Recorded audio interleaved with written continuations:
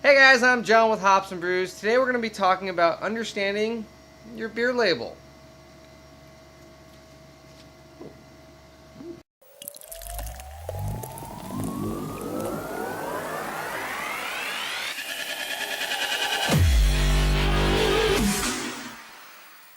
So, like I said, we're going to be talking about understanding your beer label. I think the very first thing we should talk about is, well, the brewery name, right? So, right now we have Bale Breaker's Brewing Company, and this is their Mango IPA. That would be the title of the beer. I'm not really here to talk about those simple parts. I'm talking about a little bit more of the complex parts. But first, we need a beer.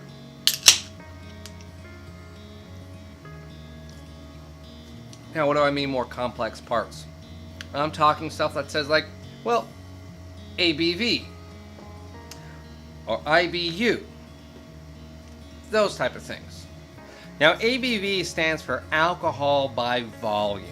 ABV is a measurement of alcohol content expressed as a percentage of total volume. So, if you had a 12-ounce can of a 4.2 ABV, that contains a half ounce of alcohol, 4.2% of 12 ounces.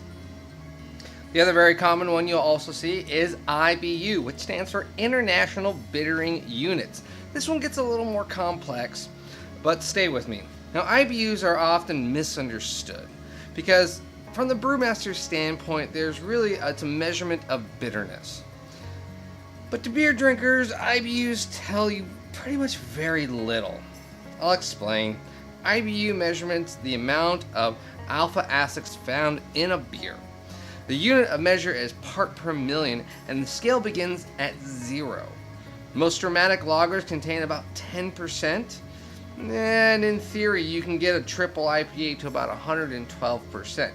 But because overall flavor is made up of all different ingredients, two beers with identical IBUs can taste very differently. And also it all determines on what alpha acids are in these hops and if they're meant for aromatics or bittering.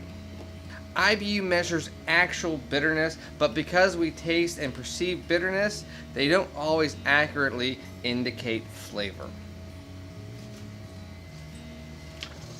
Now, a lot of times you'll find a date on the can.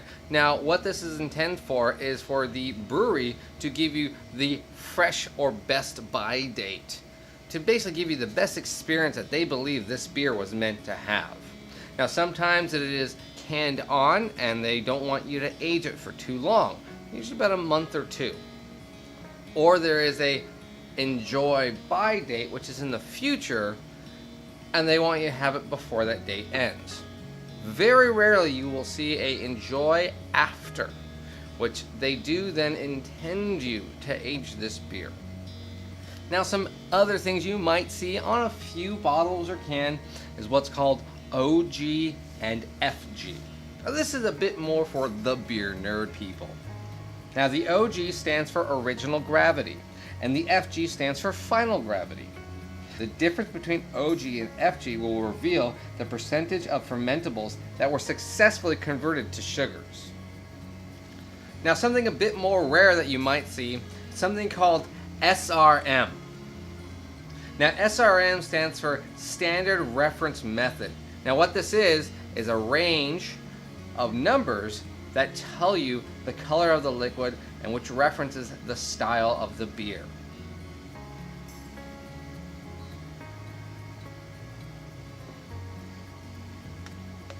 Pretty cool, right? Now, those are some of the basic and advanced things that you might see on labels.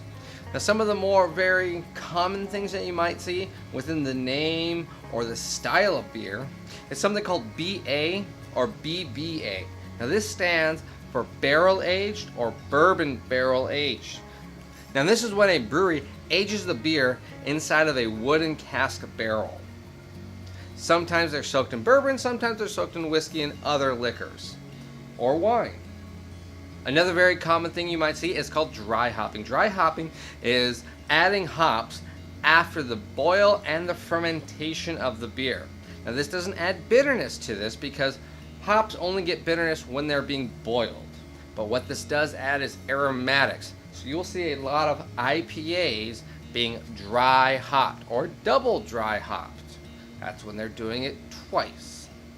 Now another very common hop phrase that you might see is called wet hop. Now what this is only done at a particular time of the year, the harvest season, which is between August and September. Wet hopping is when the hop is harvested and given directly to the brewer before it's being kettled or dried.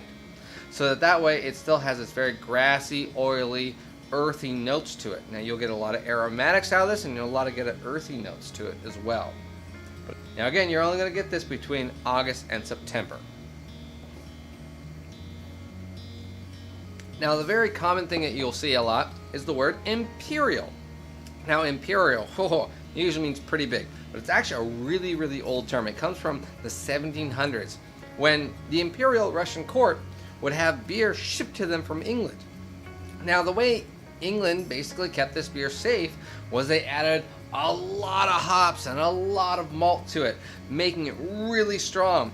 And the hops actually basically preserved it, but they had to add so much to it that it basically made it really heavy and hard and thick. Hence, we get the Russian Imperial Stouts or Imperial IPAs, big beers. Now, a very common thing that's coming up a lot now, you'll see in bottles and cans, is the word nitro. Now, nitro is not the WCW wrestling match coming back to you in can format. What nitro is actually your beer being carbonated by nitrogen and not carbon dioxide. So this will give you a much smoother, creamier flavor because the bubbles will be a lot finer. You might taste that flatness really quick, but you're meant to actually pour it straight down and give this really nice, flowy look to it, silkiness. Very pretty, very smooth, great with stouts. And finally, I think the last thing I'll leave you with is session. Now, session usually refers to a very drinkable light beer.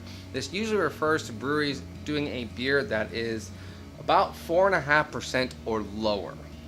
So this is a very light, easy, drinkable, refreshing beer. If you see the word session on it, it means it's going to be a very low ABV.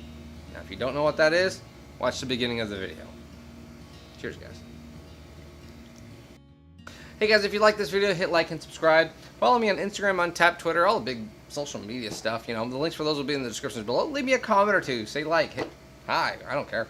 If you want me to do the other videos, check out some of the other videos I do. Cheers, guys.